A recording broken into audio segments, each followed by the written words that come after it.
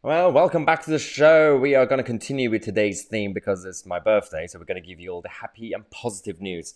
We have another one about Rwanda. The first flight is official. Thank God for that. The lefties, activist lawyers, and everyone who could think of from The Guardian and all the other outlets tried their best to do a last minute attempt to stop the first flight, which is going to have just over 30 people, which is still a very, very tiny flight. I have high expectations, pretty. But also, I'm still very critical of this whole Rwanda plan anyway, but it's still better than nothing, right?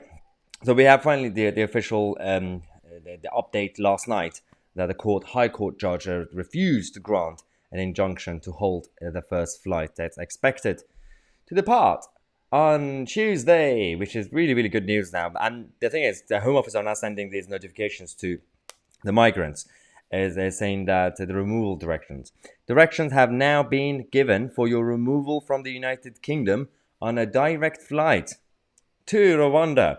And this thing can stand on the 14th of June is the first flight. So it's now impossible for the activist lawyers to stop their first flight, but don't just fully celebrate because they are going to keep doing this every single time. Now, the job of the Home Office and Priti Patel as Home Secretary is to make sure that because the justice system in this country is based on precedent. So if they manage to convince the judiciary to use the existing case, the one we just had, as the precedent, then it's going to be very, very difficult for the activist lawyers to stop the second flight or the third flight. But they are going to find new cases. They're going to find new angles to use. But for now, let's semi-celebrate. Tiny victory that is triggering the Shadow Home Secretary, Yvette Cooper, who continues to moan and whine. She said that the UNHCR criticism of Priti Patel's Rwanda scheme today is damning. Ooh, this is so against human rights. She hates Rwanda so much, saying that warning about the lack of proper treatment for refugees in Rwanda and also accusing the Home Secretary of misleading people on the UN support for the scheme. Now, this is a bit of a problem. I'm not even a big fan, as I said, of the Rwanda scheme because of there's a lot of flaws that we talked about last week on this channel, including the fact that we have apparently agreed with Rwanda to take in some of their refugees, vulnerable refugees, well, migrants, refugees. I don't know what categories they're going to be using, basically. But she's Cooper, criticizing the treatment of migrants until now. How do you know about the new treatment? The agreement that we now have is that the UK, well, France's migrants, who are going to be now called UK's migrants, who are going to be sent to Rwanda, they are going to be treated under this agreement, this contract, not Rwanda's normal treatment of migrants. So they're all having a meltdown anyway. It's not just them.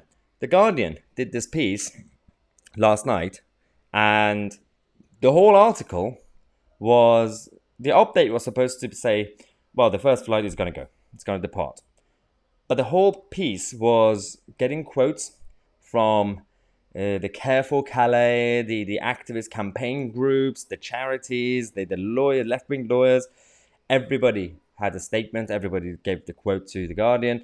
So it's a hit piece. It's a very biased article against Britain, essentially. And why we have to call it out.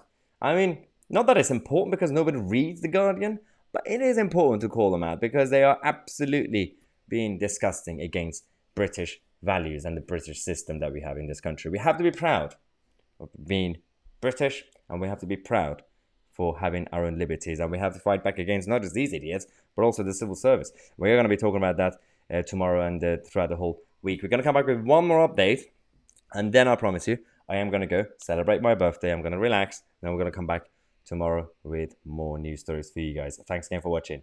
My Tousi and we are the media.